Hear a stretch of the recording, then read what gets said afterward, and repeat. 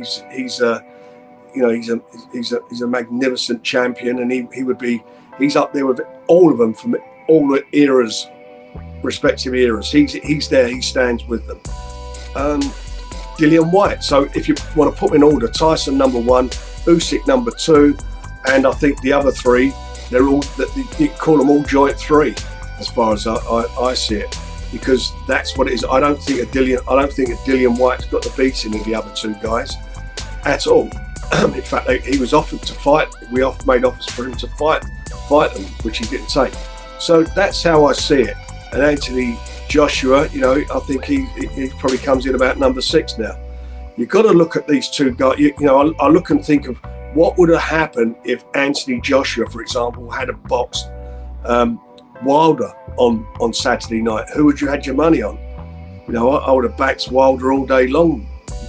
Tyson Fury, WBC heavyweight champ, undefeated, had a great win last Saturday night over Deontay Wilder. It was a great fight. Frank Warren, a couple of content creators I heard, have Tyson Fury, one of the greatest of all time, the greatest of his era. I will say this about Tyson Fury, his boxing skills are phenomenal, especially for a man his size. He moves very well, great stamina, and he could be the best in this division. I said could be, because even though I got Usyk and then I got Fury, the top 2 heavyweights in the division, Fury doesn't fight the top contenders in the division.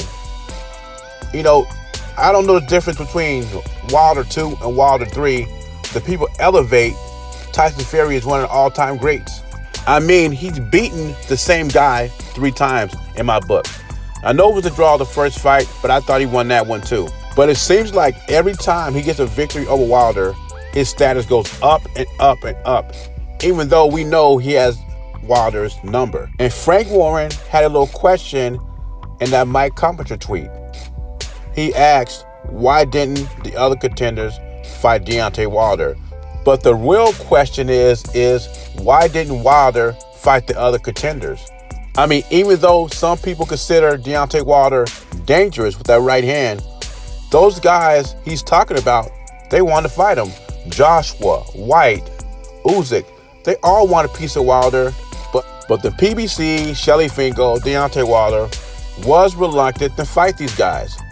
So Frank Warren, I don't know if you lived in a bubble or, you've been in a coma for the last 2 years, but Wilder's been ducking Joshua and White for years.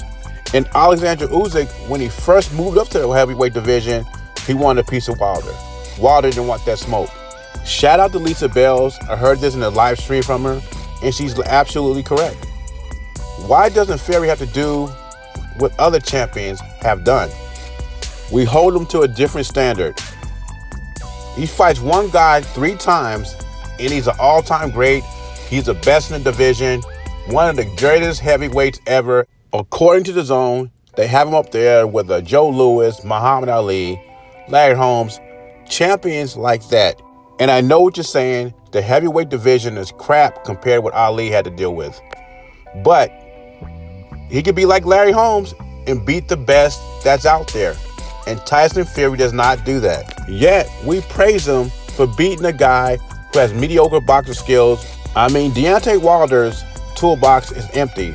All he has in there is a hammer. Congrats to Tyson Fury for beating Deontay Wilder for a 3rd time in my book. But for me, they consider him the best in his era.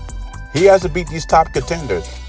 Ruiz, Joshua, White, and unified champion Usyk. And by the way, Frank Warren, no one's ducking Wilder. I know he's got a dangerous right hand. I know that right hand's dangerous. None of these contenders out there were ducking him.